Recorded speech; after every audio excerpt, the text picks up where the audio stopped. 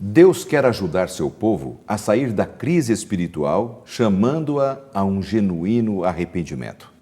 Os filhos do Senhor precisam estar cientes de que o juízo de Deus não é parcial e eliminará todos os ímpios. Contudo, Deus será um refúgio para os que invocam seu nome com fé e confiança. Ele é sua fortaleza e os capacitará a permanecer firmes durante os eventos finais do mundo. É sobre isso que vamos conversar aqui no programa Lições da Bíblia, que está começando.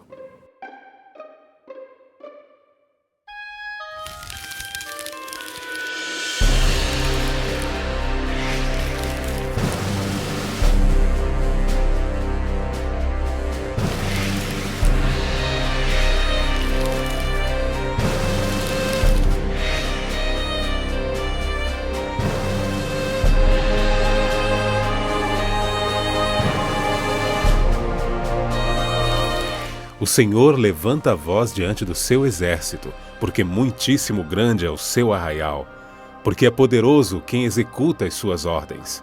Sim, grande é o dia do Senhor e muito terrível. Quem o poderá suportar? Joel 2:11. Tema da semana: um Deus santo e justo. Começa agora Lições da Bíblia, com Laerte Lanza. Olá, amigos, estamos começando mais um programa Lições da Bíblia, aqui pela sua TV Novo Tempo, o canal da Esperança. Você que já sabe, está sempre acompanhando aqui a programação, sabe que o programa Lições da Bíblia tem a primazia de abrir a Palavra de Deus e retirar lições importantes para o nosso dia a dia. Estamos ainda no início de uma nova temporada. Esta é apenas a terceira semana dessa segunda temporada do ano e nesta segunda temporada o tema geral, principal, eu quero mostrar para vocês, é esse aqui: busque ao Senhor e viva, porque nós estamos estudando sobre os profetas menores. Nós vamos estudar ao longo dessa temporada aquilo que chamamos de profetas menores. E hoje nós vamos estudar sobre o profeta Joel, o livro de Joel, sua mensagem, o contexto de sua mensagem e a importância dela para a vida de cada um de nós. Eu até quero aproveitar esse momento e oferecer para você um presente, para vocês que acompanham sempre o programa. Temos o nosso blog, está aí o endereço do nosso blog, e aqueles que postarem ali uma mensagem, os 2 primeiros, nós vamos enviar gratuitamente um manual como esse aqui, acompanhado de um pequeno comentário de textos da escritora cristã Ellen White. E nós temos o prazer de fazer chegar isso às suas mãos gratuitamente. Um livro, um manual de estudos extraordinário. Se você não ganhar, não fique triste não. Você poderá ter acesso a este conteúdo também no nosso blog. Eu tenho certeza que você vai poder acompanhar aí de casa, onde você está, sempre o programa Lições da Bíblia. Tá bem? 2 amigos estão vindo ao programa para colocarem algumas ideias especiais sobre o livro de Joel e o tema que vamos ver aqui nessa semana. Eu tenho o prazer de apresentar aqui o pastor Gilson Barbosa. Pastor Gilson, seja bem-vindo ao programa. Muito obrigado, pastor. É uma alegria poder estar aqui e compartilhar da Palavra de Deus com os nossos queridos ouvintes. Que bom. O pastor Gilson, ele está trabalhando em Goiânia, na grande Goiânia, não é, pastor? Exatamente. É num grupo de igrejas que nós, da Igreja Adventista, chamamos de distrito. É um distrito pastoral, o distrito de Cidade Livre. Exatamente. Um nome interessante, Cidade Livre, um nome bonito. O nome é muito bonito. A cidade é a cidade de Aparecida de Goiânia, e o distrito de Cidade Livre é talvez o maior que existe ali, com uma igreja muito animada, muito empolgada e que gosta de assistir o programa Lições da Bíblia. Que bom. Nosso abraço a todos os amigos aí de Aparecida de Goiânia, é Exatamente. Isso? Lá tem um canal aberto da TV Novo Tempo? Sim, temos canal aberto, canal 51. Que maravilha. Está aí, então, a alegria poder estar chegando até você, a sua casa. O nosso abraço a todos os amigos dessa região especial. Nós ainda estamos no começo do ano, ainda não estamos tão à frente, mas já estamos iniciando aqui o mês de abril, né? Estamos da metade para frente de abril. Eu queria saber o que você está realizando de alguma coisa legal, importante ali que esteja acontecendo para compartilhar conosco. No nosso distrito, nós estamos vivendo um momento muito especial, quando os irmãos estão se envolvendo com o discipulado. Nosso grande sonho é que pelo menos 95% dos nossos membros se envolvam com os ministérios na igreja. Uma outra coisa muito especial que está acontecendo ali é o fato de estarmos construindo novas igrejas e estamos também reformando algumas, a fim de que o povo de Deus tenha um lugar mais aconchegante, mais confortável. Isso é importante também, né? Termos um bom espaço para trazermos amigos para ocupar esse espaço, né? Que maravilha! Um abraço mais uma vez, muito obrigado, viu, pastor, pela sua participação, especialmente você que tem um pai que é meu xará, né? Exatamente. Xará, seu Laerte, né? Mora no Rio de Janeiro, né? Rio de Janeiro. Seu pai. Tá bom, um abraço também à sua família. E eu tenho o prazer de receber também o pastor Michael Nunes, que é do Mato Grosso, e ele exerce uma função ali, que para a Igreja Adventista nós chamamos de um presidente de uma associação, uma região administrativa, que é a Associação Sul-Mato Grossense. Não é, pastor Michael? Seja bem-vindo. Muito obrigado, fico muito feliz em poder estar aqui também, lá na Associação Sul-Mato Grossense, no Mato Grosso do Sul. Também temos o canal aberto e creio que muita gente assiste Lições da Bíblia e temos agora a oportunidade de juntos compartilharmos a Palavra de Deus também. Que bom. Campo Grande é a sua sede, né? Campo Grande. Uma cidade bonita, conheço muitos amigos ali, temos muitos amigos. Um abraço a todos os queridos amigos e telespectadores da TV Novo Tempo, aí de Campo Grande também. E algum projeto interessante? Estamos aí na metade de abril, já passou Semana Santa, como é que está aí a igreja lá no Mato Grosso do Sul, pastor? Agora, no próximo mês, no mês de maio, nós teremos ali uma grande ênfase no culto familiar. O nosso objetivo é que a maioria dos que congregam nas igrejas adventistas lá no Mato Grosso do Sul participem ativamente com as suas famílias num culto devocional, numa espécie de momento com Deus na sua casa. Então, no dia 18 de maio, nós teremos uma grande ênfase no culto familiar, pois queremos que as nossas famílias estejam realmente buscando ao Senhor de maneira conjunta. Isso é muito especial, né? Isso é realmente levar as famílias para mais perto de Deus, é muito importante. Aliás, dia 20, sábado, né? Agora, dia 20 de abril, é um dia em que sairemos às ruas para a distribuição do livro A Grande Esperança. E, de repente, você que está nos acompanhando poderá receber um exemplar deste livro em sua casa. Então, não se esqueça, somos amigos que vamos até a sua casa para levar um bonito livro. Penso que lá no Mato Grosso do Sul, também lá em Aparecida de Goiânia, será a mesma coisa, não é? Exatamente. Meus amigos, vamos fazer uma oração para nós começarmos? Vamos orar. Senhor Deus, ao abrirmos a Tua Palavra, dá-nos o entendimento para que possamos entender os Teus planos para a nossa vida, em nome de Jesus. Amém. Amém. Amigos, a Bíblia fala em Joel, o livro de Joel, o profeta Joel, sobre esse Deus Santo e Deus Justo. Aliás, esse é o tema do programa dessa semana, um Deus Santo e Justo. Qual a sua compreensão, pastor Gilson, sobre esse tema? A nossa ideia de santidade ela é um pouquinho diferente daquilo que a Bíblia apresenta. Nós encontramos na sociedade, nas religiões, homens que se colocam como se fossem santos. Mas nós entendemos Deus, um Deus santo, num sentido muito especial, um Deus especial, um Deus com características distintas e um Deus que espera que nós também o sejamos de acordo com aquilo que Ele vê, a maneira como a Bíblia apresenta para nós. Quando fala de um Deus santo, o coloca num patamar que nenhum outro ser, nenhuma outra criatura pode alcançar. Esse Deus santo. O Deus justo, aquele que coloca simplesmente a sua característica principal, a sua justiça, que nos dá o direito da vida eterna. Se Deus não fosse justo, nós não teríamos esperança. É verdade. Muito bem. É uma interessante colocação tua, essa visão do Deus santo e justo, né, que a gente deve ter. Pastor Michael, também a sua visão sobre esse tema. No livro de Joel, a gente começa a perceber o padrão que Deus deseja para o seu povo. E, às vezes, esse padrão requer algumas circunstâncias para que ele aconteça. Então, Deus, ao buscar justiça e ao também buscar a sua santidade, está tentando permitir que aqueles que conhecem um pouquinho, pelo menos, da sua vontade, vivam de uma maneira que agrade a Ele. Então, creio que nesse livro de Joel, nós podemos compreender um pouquinho melhor o que Deus espera do povo que o conhece de maneira plena. Agora, bem dentro do início ali do livro de Joel, dentro dessas colocações que vocês fizeram, da santidade de Deus, um Deus justo, Israel vivia um período de profunda tristeza, assolação, né? Porque vivendo um período de seca, gafanhotos comendo tudo, dificuldade com alimentos. Isso dava a impressão para eles, por exemplo, como uma espécie de um prenúncio do fim, né? Será que por isso que Joel fala sobre, tem esse sentimento de uma prova quase que final, de um evento final? Nós encontramos logo no início do livro de Joel, que aliás é um profeta que tem características muito especiais.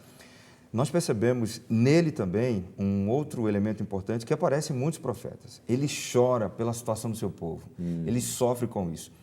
E às vezes eu tenho a impressão de que Joel fala com o povo como se nós estivéssemos falando com o filho. Ele sabe que o mal virá, há os prenúncios, Deus fala com ele, e parece que o povo não entendia. Eu acho que Joel sofria bastante quando ele estava diante dessas situações. Eu penso que sim. Pois não, mas... Ainda mais na circunstância que todos estavam se encontrando naquele momento. Imagina, viver num local onde uma praga de gafanhotos está devastando a sua agricultura, daqui a pouco uma severa seca assolando todo mundo.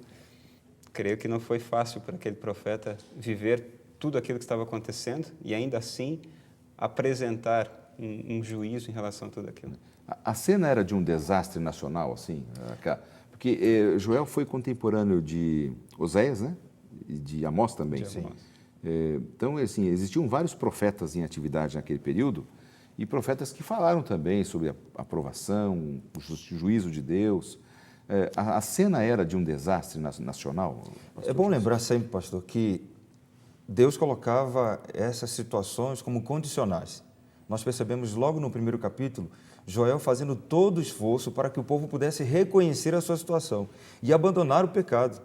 Porque assim como acontecera com Nínive, poderia acontecer também com o povo de Israel, com o povo de Deus. Mas eles continuavam praticando os seus pecados, achando que isso não era importante, não era relevante. Daí que eu falei para vocês dessa preocupação, dessa angústia de Joel ao perceber que o problema viria, que o castigo viria, e ele usa algumas linguagens interessantes, muito próprias para a época deles. Ele fala dos gafanhotos, usa isso 4 vezes de maneira diferente, e eles conheciam muito bem qual era o estrago que os gafanhotos causavam ali na plantação deles. Quando o gafanhoto chegava, significava que eles perdiam tudo, não tinham esperança, porque não ia nascer frutos novamente tão rápido. E Joel olha para eles e... Tinha muita seca. Exatamente. E aí é que os frutos não cresciam mesmo. E Joel fala, vocês precisam abandonar isso, tem que fazer diferente. Mas o povo não entendia. E a devastação agrícola foi terrível. Eles não tinham nem mais sementes para plantar de novo. E eles viviam basicamente da agricultura, né? Inclusive, até no nosso guia de estudos, né, temos ali a informação de que até mesmo alguns exércitos usavam algumas táticas similares, né? Eles devastavam a agricultura dos povos que queriam conquistar para então estabelecer ali o seu império. Porém, a devastação que estava ocorrendo naquele período era de gafanhotos, ocasionada por gafanhotos. Eles ficaram numa situação muito triste. Não tinha como. E a seca piorava, quer dizer, então eles não tinham para onde correr, né? A sociedade estava realmente devastada. Agora, você falou, Gilson, que Joel, ele reforçou pelo menos por 4 vezes, assim, o termo gafanhotos, porque acho que era o pesadelo deles, né? Exatamente. Ele fala, nós encontramos aqui logo no primeiro capítulo, capítulo 1, portanto, a partir do versículo 4, ele diz, o que o gafanhoto cortador deixou, o gafanhoto peregrino comeu. O que o gafanhoto peregrino deixou, o gafanhoto devastador comeu. O que o gafanhoto devastador deixou, o gafanhoto devorador comeu. E vejam que no versículo 5, depois de haver apresentado essas palavras, ele diz, acordem bêbados e chorem. Então, a gente percebe, então, esse desespero dele. Eles conheciam muito bem o que o gafanhoto fazia, mas ele faz questão de enfatizar, como disse 4 vezes, olha, o que o primeiro deixou, o segundo vai comer. O que o segundo deixou, o terceiro, e até chegar ao quarto, ou seja, eles estavam, na verdade... não tiver mais nada, né? Ele estava apresentando uma situação que jamais havia acontecido. E ele sabia que aconteceria. Por exemplo, diante daquele momento de desespero do povo de Israel, porque eles dependiam da agricultura, e diante até dos profetas alertando ali o povo da necessidade de Deus, de se voltarem para Deus. Vocês acreditam, por exemplo, que o povo de Israel, ele, mesmo com aquela provação, eles estavam sensíveis à voz de Deus, a ouvirem a voz de Deus? Pastor Michael. Em muitas circunstâncias, não. Até, creio que desanimador o trabalho do profeta naquela época. Verdade. Porque mesmo diante de todas as tribulações pelas quais eles passavam, o povo muitas vezes não se voltava para Deus. E até mesmo nessa circunstância aqui que nós estamos estudando, o povo por muitos momentos ficava resistente à mensagem do profeta, né? Mesmo diante de toda a agonia, o povo ainda se rebelava. É bem verdade que, com o tempo, alguns sempre acabam deixando que Deus opere de maneira milagrosa ali em suas vidas, há uma transformação, mas nem todos. Todos. Isso é realmente um cenário triste, né? Agora, isso também tem a ver com os nossos dias também, não é, Sim. Pastor Gilson? Porque Deus se revela de tantas maneiras e, às vezes, o ser humano pós-moderno tem dificuldade para ouvir, né? Esses convites de Deus, de arrependimento, de voltarmos para Ele, né? Eu acredito que algumas pessoas talvez não entendam, ou certamente não entendem, esses convites que Deus faz, esses alertas especiais. Mas acontecia também no povo de Israel.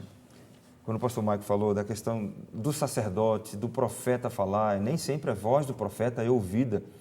Desde aquela época até hoje, sempre é mais agradável ouvir coisas boas, profecias românticas, bonitas, promessas maravilhosas. E o que Deus queria para eles naquele momento era só uma coisa. Deus não tinha prazer, como não tem prazer em punir ninguém.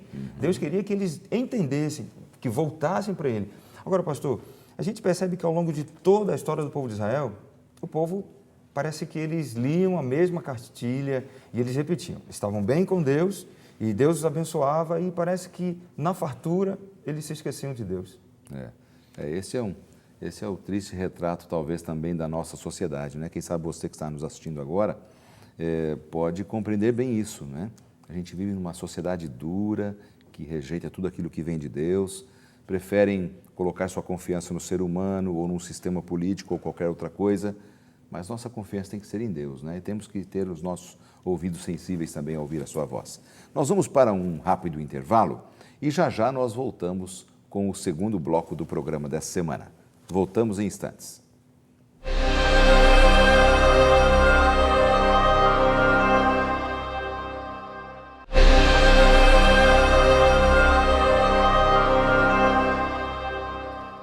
Estamos de volta com o segundo bloco do programa dessa semana, onde nossa ênfase é estudar o livro de Joel, profeta Joel, um profeta especial que viveu num tempo difícil da história do povo de Israel, um tempo onde a agricultura havia se perdido, onde as pragas, o gafanhoto havia comido toda a lavoura e aquele período de colheita que seria de alegria, agora só tinha tristeza. Para aquele momento, Deus levantou aquele profeta com uma mensagem especial que tem sentido para nós até hoje.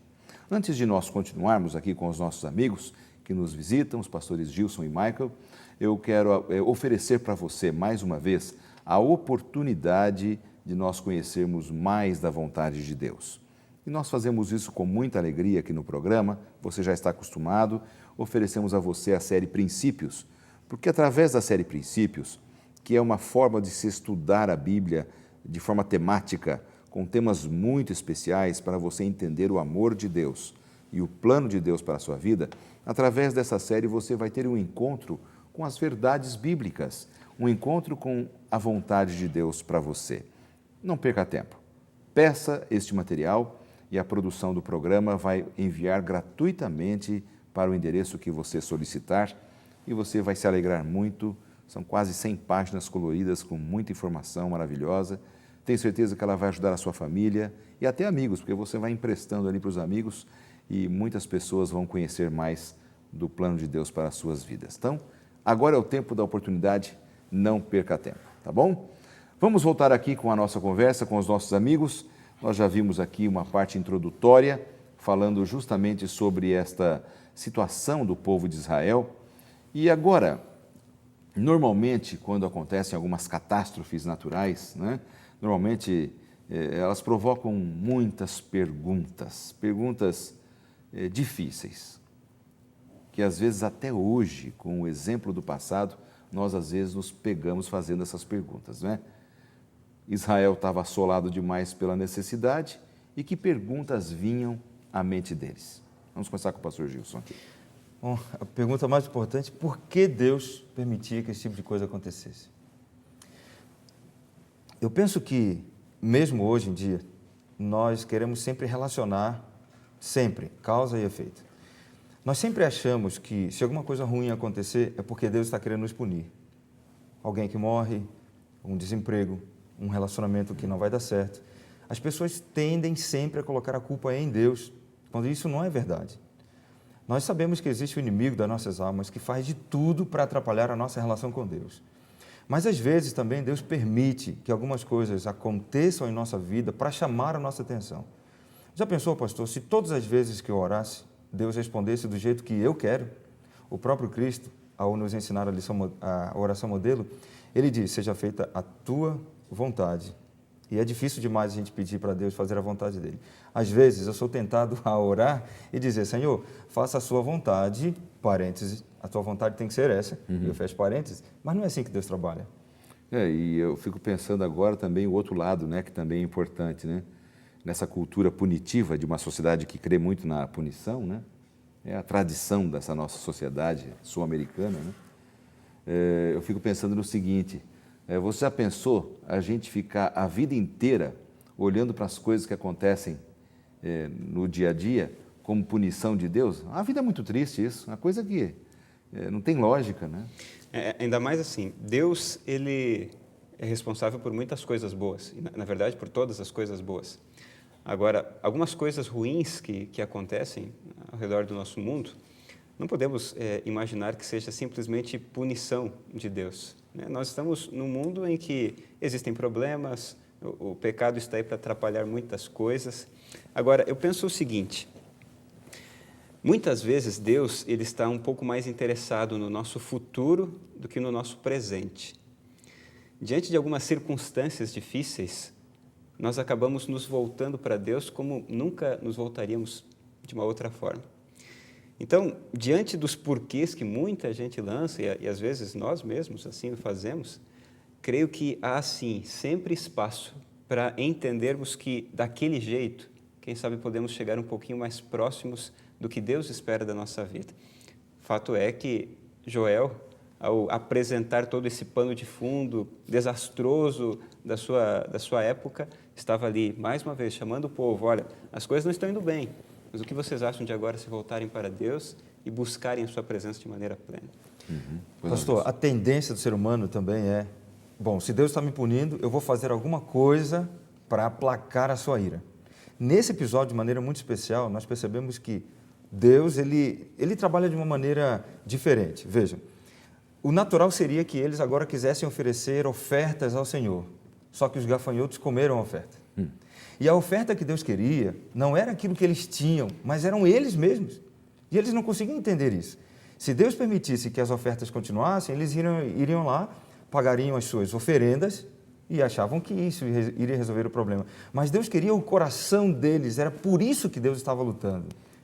Israel também tinha um pouco dessa noção de uma religião punitiva, né? Sem dúvida alguma.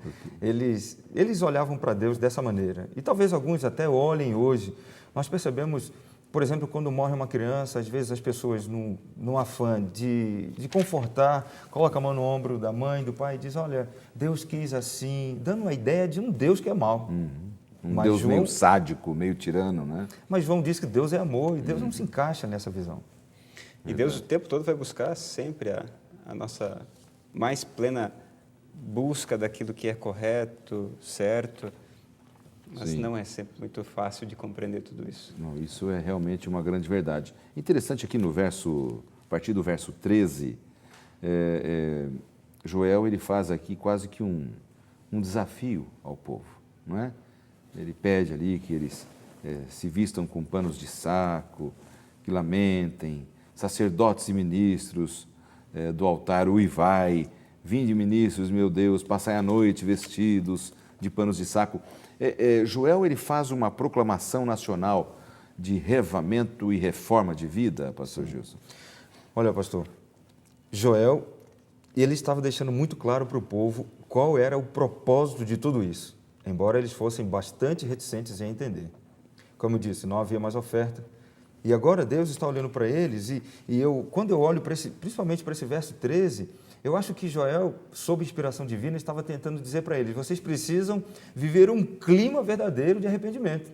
Não apenas uma coisa da boca para fora. Sim. Coloquem uma roupa de luto, chorem, vamos prantear. Eu quero que todos vocês sintam isso, porque era necessário que todo o povo passasse por esse processo, pastor. Não poderia ser apenas o sacerdote ou o próprio Joel como profeta. O povo todo, cada casa, cada pessoa, cada pai, cada mãe, cada filho, eles faziam parte de um povo, e o povo era de Deus. E por serem um povo de Deus, tinham que viver do jeito de Deus. Isso era talvez a coisa mais difícil para eles. Com certeza. Essa falta de visão que Israel tinha dos aspectos que Deus desejava para eles e de uma vida reavivada, reorganizada, replanejada, é também o plano de Deus para a nossa vida hoje, não é, pastor Michael? Sim, Deus o tempo todo está querendo que nós sejamos felizes, né? E as suas instruções bíblicas, as instruções que nós encontramos na Bíblia, sempre procuram nos apresentar um plano um pouco mais tranquilo de se viver aqui nessa terra. Imagine, se Deus, sendo o Criador de todas as coisas, vai preferir que as suas criaturas vivam de uma maneira desordenada ou com uma série de problemas que são causados pelas próprias criaturas. Deus é um Deus maravilhoso e Ele deseja que nós tenhamos sempre a vida melhor possível, com certeza, mesmo diante de todos os problemas que enfrentamos aqui nessa terra. Como se encaixa nesse contexto de conclamação, santa convocação que Joel fez, pedindo para que o povo se voltasse para Deus, como nós podemos encaixar aqui aquilo que encontramos no capítulo 2 do livro de Joel, versos 28 e 29, que é a promessa do dom do Espírito de Deus, né? Era fácil para as pessoas acreditarem naquela promessa diante da prova que eles estavam passando ali? Pastor, a gente percebe em vários momentos da história que as épocas eram diferentes, mas o ser humano parece que é sempre o mesmo. Nós, ainda hoje, e hoje talvez de uma maneira mais intensa, nós percebemos que as pessoas, muitos outros estão querendo buscar a Deus, estão buscando a Deus. Eu me lembro no início dos anos 80, quando nós tínhamos vergonha, era um menino, tínhamos vergonha de falar que éramos crentes. E hoje ser crente virou moda. Todo mundo é crente, todo lugar você vê uma igreja de crente. Só que o difícil é ser crente do jeito que Deus quer que nós sejamos. E vejam que nós percebemos, ainda no capítulo 1, e depois ele fala no capítulo 2, Joel está convocando o povo, e ele convoca o povo todo a um jejum, a oração. Joel está dizendo: há necessidade de nos consagrarmos, como o Senhor falou, passarmos por um revivamento, por uma reforma, para que Deus possa atuar em nós. É como se nós pudéssemos tirar aquilo que está dentro de nós, não agrada a Deus, para que Deus agora possa atuar. Eu acho que isso hoje também é necessário. Eu posso ter uma igreja, uma religião que faz as coisas que agradam as pessoas. E talvez Deus precisasse mandar gafanhotos. E isso não significa que seja uma igreja que está realmente avivada. Exatamente. Ela está tentando agradar o gosto das pessoas. Exatamente. Né? E diariamente, né, as pessoas ou influenciam ou são influenciadas. E nesse contexto aqui de Joel, a catástrofe que deveria trazer ali renovação espiritual também era uma oportunidade para Deus influenciar aquelas pessoas. Era uma oportunidade para Deus colocar a sua maneira de viver para aqueles que estavam ali, quem sabe, se esquecendo do jeito correto de viver. Pastor, Verdade. veja, Pois não. Deus chama a atenção do povo através de Joel. E por que Deus queria fazer isso? Então, nós encontramos no capítulo 2, versos 28 e 29. Porque Deus queria dar algo melhor para eles. E esse algo melhor era o derramamento do seu Santo Espírito. Então, nós percebemos uma ligação direta do derramamento do Espírito Santo com uma reforma verdadeira. Ou seja, mais uma vez eu repito o que eu falei, nós precisamos nos moldar à vontade de Deus. E então, quando nós estivermos do jeito que Deus quer, Ele pode atuar em nós, Ele pode derramar em nós o seu Espírito. Bom, eu até aproveito aqui, nós citamos o texto, mas não lemos, eu vou aproveitar e ler aqui esse texto de Joel, capítulo 2, versos 28 e 29, que diz assim: E acontecerá depois que derramarei o meu Espírito sobre toda a carne, vossos filhos e vossas filhas profetizarão, vossos velhos sonharão, e vossos jovens terão visões. Até sobre os servos e sobre as servas derramarei o meu espírito naqueles dias. O fato deles terem dificuldades para acreditar, Michael, será que era porque eles estavam sofrendo tanto que eles haviam perdido a visão que Deus era o Deus do futuro e poderoso para mudar a realidade? Eles haviam perdido aquela visão do Mar Vermelho, do maná, de tantas outras bênçãos que eles já haviam tido no passado? O ser humano, ele é interessante, né? Mesmo diante de todos os livramentos que ele, por muitas vezes, passa, chega um determinado momento que ele passa a se esquecer das coisas boas que aconteceram com ele. Ainda mais quando as influências ao seu redor não são as melhores. E o povo, nesse caso o povo de Israel, mesmo tendo vivido tantas cenas maravilhosas do poder de Deus, da presença de Deus, ainda assim se deixaram influenciar por todos aqueles que estavam buscando outros tipos de deuses. Alguns deles adoravam coisas assim até um pouco bizarras. E esse povo, que deveria manter a memória dos milagres de Deus operados, quem sabe, nos seus antepassados, acabou se esquecendo um pouquinho de quem era Deus. E por conta disso, influenciados por todos esses que viviam de uma maneira diferente, acabaram se esquecendo de como que Deus gostava que eles deveriam viver.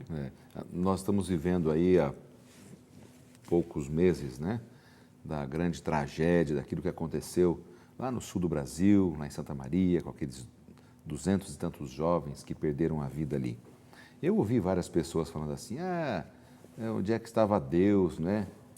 Que jovens na flor da pele, na flor da idade, né? Jovens que estão com tanta energia para o futuro, tantos sonhos, né? Tantos projetos. E um deles até me falou assim, né? Falou assim, se Deus existe, ele é sádico demais. Aliás, essa é uma frase de um intelectual famoso por aí, né? Se Deus existe, ele é sádico demais.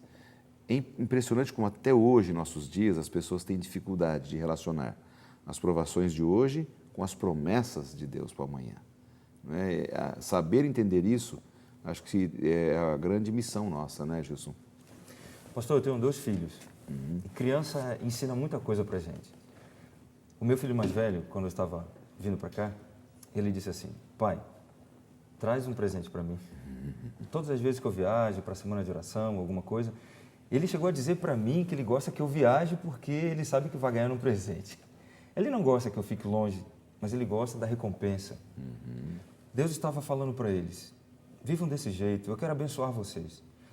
Tem uma outra nuance interessante nesse texto aqui no capítulo 2, que é que a promessa que Deus faz, ela se aplicava a todos, aos servos, às servas, que naquela cultura não tinham valor social. Sobre todos, ele diz, sobre os jovens, sobre os velhos.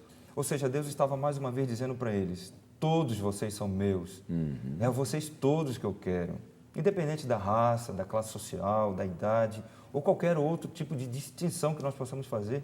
Deus olha para o seu povo como olha para nós hoje e diz, eu amo vocês, eu quero vocês, quebrando essa ideia de que Deus não nos ama. Então Deus faz todas essas reivindicações, se é que podemos dizer assim, só para dizer, pessoal, vocês vão ganhar uma recompensa. Eu só quero que vocês entendam o meu amor por vocês. Vivemos num mundo de pecado, um mundo difícil, né? E Deus não é o causador disso, né? Deus ele está assim angustiado pela situação da humanidade e ele já prometeu que tudo isso vai ter um fim. Nossa conversa está muito boa aqui no estúdio, mas nós precisamos chamar mais um intervalo. Então eu quero que você não saia daí, porque já já nós voltaremos com o terceiro e último bloco do programa Lições da Bíblia dessa semana. Voltamos já.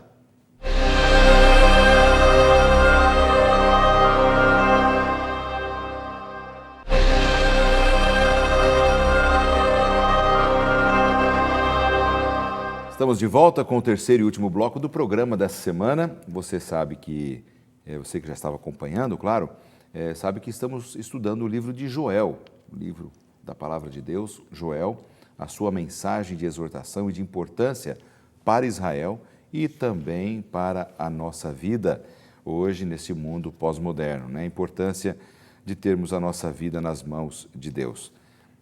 Estou conversando com os pastores Gilson e Michael, amigos que vêm nos ajudar aqui no programa. Um vem do Mato Grosso, outro vem de Goiás. E a gente está feliz em receber os amigos aqui. Bom, para nós fecharmos então o programa dessa semana, eu gostaria de trabalhar um pouquinho sobre o restante do material desse guia de estudos que nós temos aqui. Algumas coisas, amigos, Joel escreveu quase que como um prenúncio de acontecimentos proféticos futuros. Por exemplo, em Joel capítulo 2, versos 31 e 32, ele fala ali sobre escurecimento do sol, transformação da lua em sangue, não é? Isso é um prenúncio também sobre coisas que haveriam de acontecer e foram confirmadas por Cristo na sua palavra? Sim, nós podemos ver, pelo menos aqui, dois aspectos importantes. O primeiro deles, esse que o senhor colocou, prenunciando o momento da volta de Jesus Cristo. Não que fosse necessariamente imediato, mas mostraria que estaríamos, a partir desse episódio, vivendo o último momento da história desse planeta. Mas nós percebemos também, baseados na cultura daquela época, que Deus estava querendo ensinar uma outra coisa para eles. Eles adoravam o sol, os astros, e dessa maneira, Deus estava derrubando essa teoria deles, essa religião deles, essa crença deles, para mostrar mais uma vez que só existe um Deus, que só existe um Deus nos céus. Então, eu penso que assim como acontecera no Egito, quando Deus manda aquelas pragas para ofender aqueles deuses, Deus estava agora ofendendo essas crenças, esses deuses que eles seguiam de maneira assim tão veemente. Muito bem, pois eu posso mais. Muitos acabam achando ou entendendo, né, que as coisas criadas por Deus, mesmo com toda a sua beleza, podem ainda ser adoradas, né? E o povo daquela época, que adorava sol e lua, pôde ali perceber que aqueles deuses, na verdade, não eram deuses, né? Que estavam recebendo ali o sol com todo o seu brilho escurecendo, a lua transformando em sangue. Esta aplicação de Joel para os nossos dias também nos leva a entender que todas as coisas criadas por Deus, por mais belas que sejam, por mais que tenham um esplendor assim magnífico, ainda assim são apenas coisas criadas, criaturas. O único a ser adorado é Deus. E por mais que muita gente tente adorar tantas e tantas coisas por aí, de acordo com a palavra, o único a ser adorado é o Criador. Não existe nenhum além dele. Exatamente isso, exatamente. Nós temos uma pergunta enviada por um telespectador, nós vamos ver agora.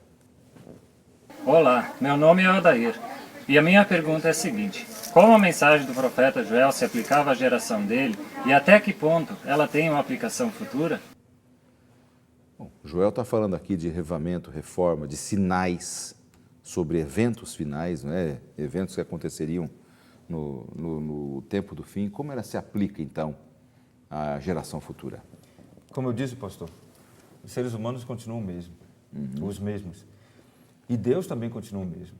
E a necessidade de salvação também continua a mesma. Nós encontramos aqui no livro de Atos, capítulo 2, verso 21, uma imprecação bastante interessante. Ele diz: e acontecerá que todo aquele que invocar o nome do Senhor será salvo. E esse verso vem justamente depois de Pedro ele citar isso que acontecera, que fora predito por Joel. E nós vemos verso 20, o sol se converterá em trevas, a lua em sangue, antes de chegar o grande e glorioso dia do Senhor. E aí sim, o verso 21, e acontecerá que todo aquele que invocar o nome do Senhor será salvo. A necessidade de salvação continua a mesma. E a aplicação dessa mensagem, ela é direta para nós, ou seja, durante todo o tempo, Deus tem tentado chamar a atenção do seu povo, que está sempre buscando fugir dos seus propósitos, dos seus planos. Quando nós olhamos para a nossa sociedade, para a situação na qual nós estamos inseridos, percebemos que a mensagem talvez fosse mais necessária para nós, até mesmo do que para eles naquela época. Sim. Porque cada dia mais o povo vai se afastando, o ser humano se afasta desse plano que Deus tem para ele, que é um plano de salvação. Com certeza. E o tempo todo na Bíblia, nós estamos vendo que Deus está buscando resgatar o ser humano, que em algum momento acabou escolhendo caminhos errados, né? E de acordo com vários textos da Bíblia, um dos mais conhecidos, João 14, né? Ali Jesus nos descreve o seu retorno. Ele menciona que nós não devemos ficar tão preocupados, porque ele prometeu que vai preparar um lar para todos nós. E, de acordo com a própria palavra de Deus, antes do retorno de Jesus à Terra, algumas coisas aconteceriam, coisas um pouco assustadoras, porém outras coisas muito boas, como no caso aqui o derramamento do seu Espírito, ou seja, gente que está sendo diretamente influenciada por Ele, pelo Criador, pelo Deus Todo-Poderoso. E pessoas que são realmente influenciadas por esse Deus acabam vivendo experiências magníficas e até mesmo inundando a vida de outros com essa mesma paz e com essa mesma alegria. Portanto, o retorno de Jesus traz, sim, juízos, coisas complicadas, difíceis, porém, coisas boas vão acontecer também.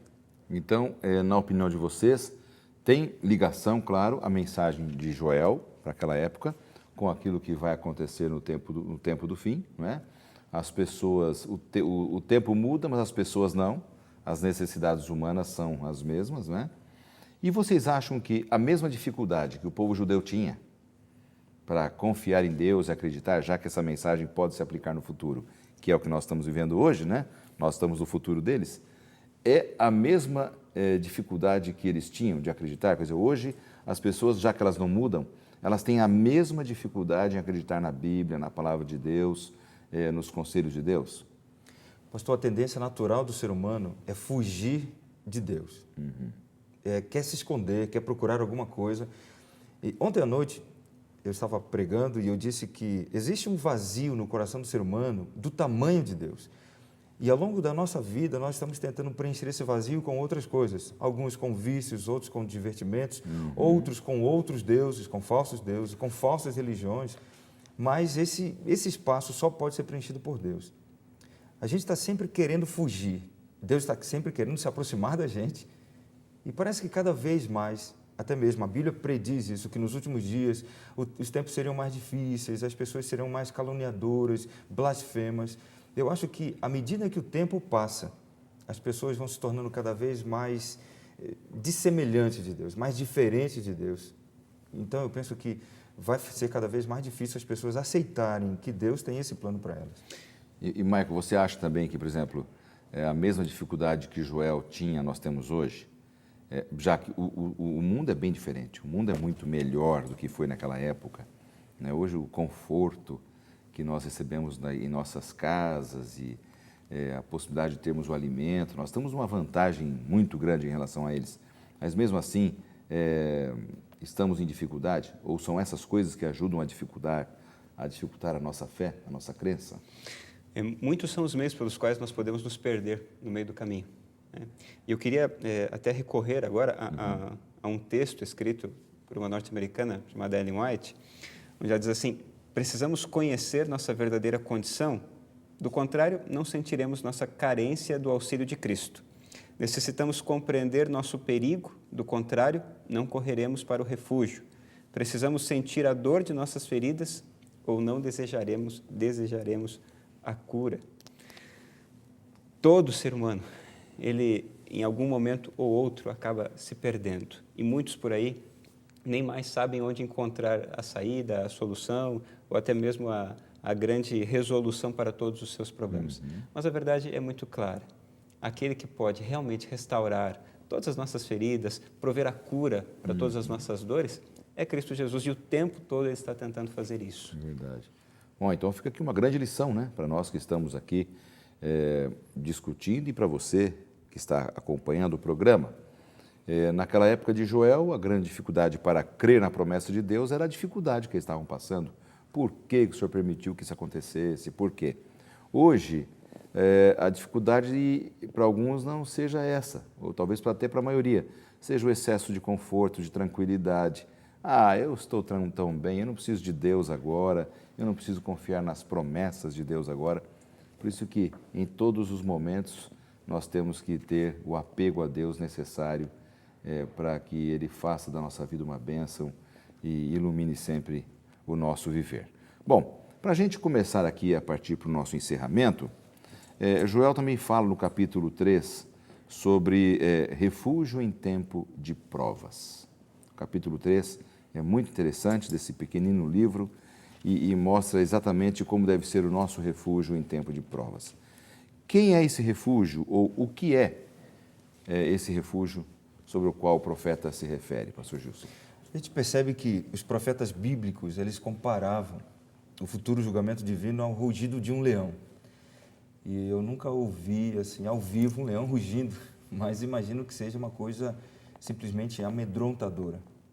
Quando os profetas colocavam isso, alguns certamente não compreendiam e criavam um certo pavor com relação às coisas de Deus.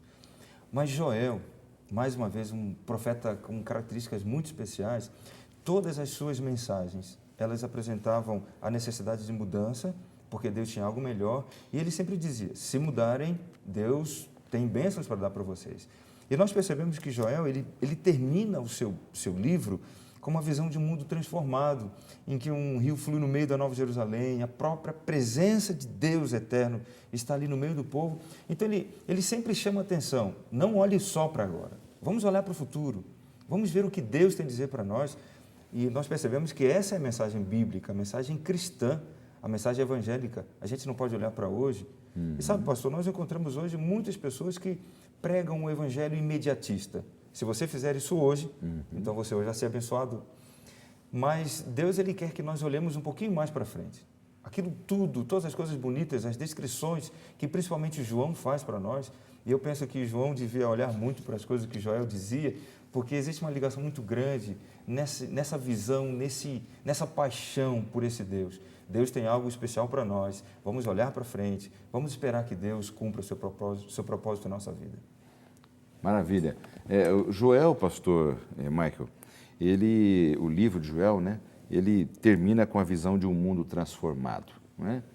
Como nós podemos ter a certeza hoje de que essa promessa se cumprirá, até mesmo em nossos dias, se Deus quiser, de um mundo completamente transformado, restaurado? Aí está o grande plano de Deus, né? A certeza que nós temos de que haverá restauração, de que haverá renovação, foi o ato de Cristo ao morrer por nós na cruz do Calvário. Creio que pouca gente, ou quase ninguém, tem dúvidas de que Jesus Cristo morreu na cruz. Alguns não compreendem plenamente o sacrifício que ocorreu, a morte em si. Mas a morte de Jesus na cruz é a morte de um Deus que está interessado em apagar as nossas transgressões para que possamos viver nesse mundo restaurado.